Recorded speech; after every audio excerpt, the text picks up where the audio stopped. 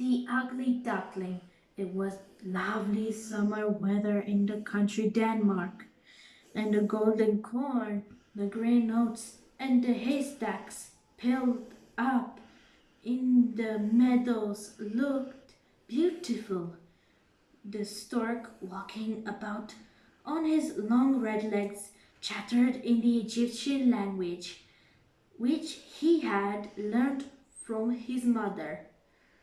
The cornfields and meadows were surrounded by the large forests, in the midst of which were deep pools.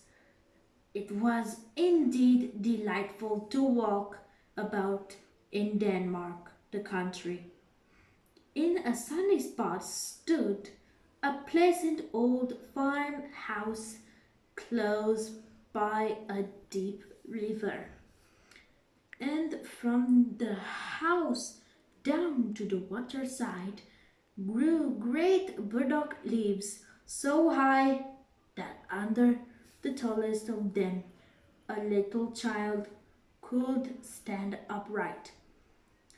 The spot was as wild as the center of a thick wood.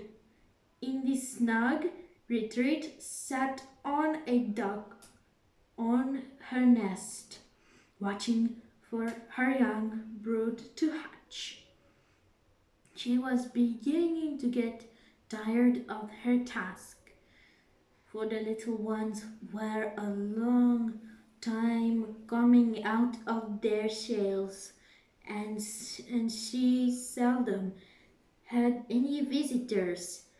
The other ducks liked much better to swim about in the river than to climb the slippery banks and sit under a burdock leaf to have a gossip with her. At length one shell cracked, and then another, and from each egg came a living creature that lifted its head and cried, "Peep, peep, quack, quack," said the mother, and then they all quacked as well as they could, and looked about them on every side at the large green leaves. Their mother allowed them to look as much as they liked because green is good for the eyes. "How large the world is," said the young ducks when they found how much more room they now had than while they were inside the eggshell. "Do you imagine this is the whole world?" asked the mother. "Wait till you have seen the garden. It stretches far beyond that to the parson's field. But I have never ventured to such a distance. Are you all out?" she continued, rising. "No, I declare, the largest egg lies there still. I wonder how long this is to last. I am quite tired of it." And she seated herself again on the nest. "Well, how are you getting on?" asked an old duck who paid her a visit. "One egg is not hatched yet," said the duck. "It will not break, but just looked at all the others. Are they not the prettiest little ducklings you ever saw? They are the image of their father, who is so unkind. He never comes to see." "Let me see the egg that will not break," said the duck. "I have no doubt it is a turkey's egg.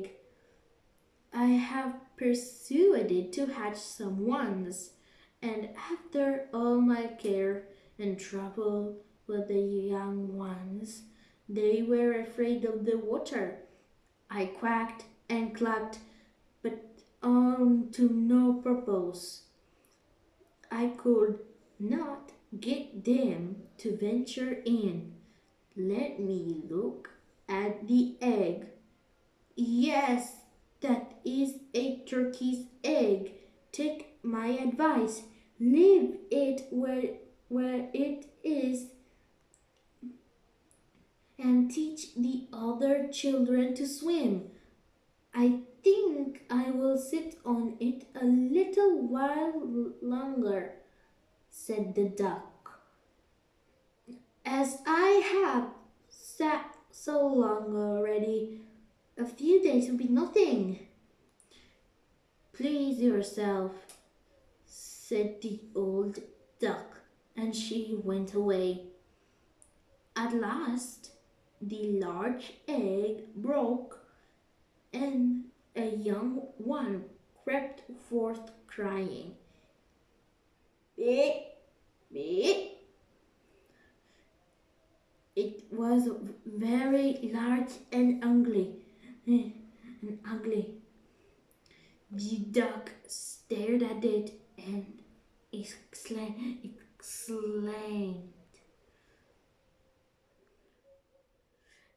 "It is very large and not at all like the others.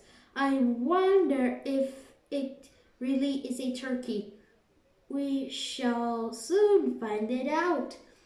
However, when we go to the water, it must go in. If I have to push it myself,